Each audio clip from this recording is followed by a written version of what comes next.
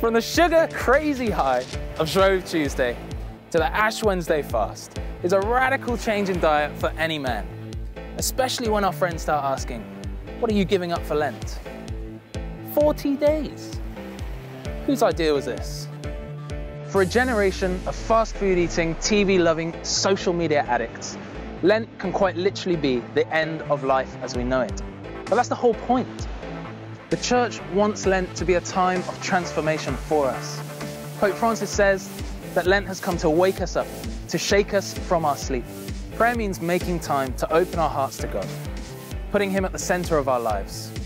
And the love of that relationship with Him overflows into our relationships with others.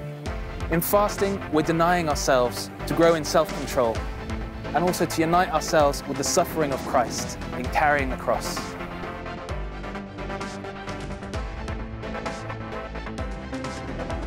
And in almsgiving, we turn towards each other, opening our eyes to the needs of our neighbours, not just giving money and food, but giving our time and our love. On Ash Wednesday, the priest puts a cross of ashes on our forehead. It's a symbol of where we've come from.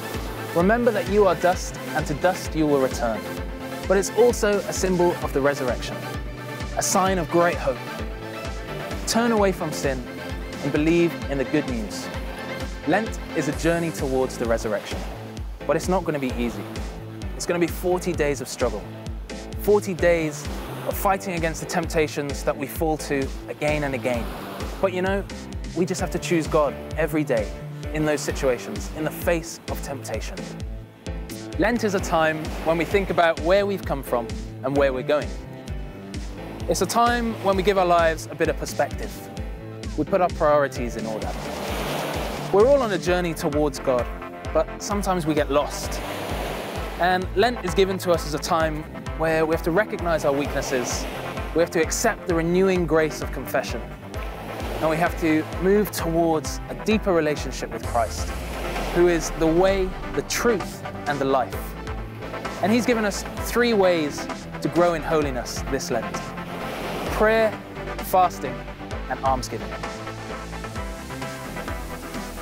God knows our failings, and yet He still loves us. So let's take this time of Lent to really grow closer to Him. That's the challenge. And whilst the question, what are you giving up for Lent, is a good question, maybe the real question is, why are you giving it up?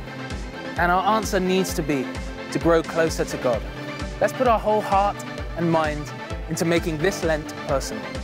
Let's be imaginative with our prayer, our fasting, and our almsgiving.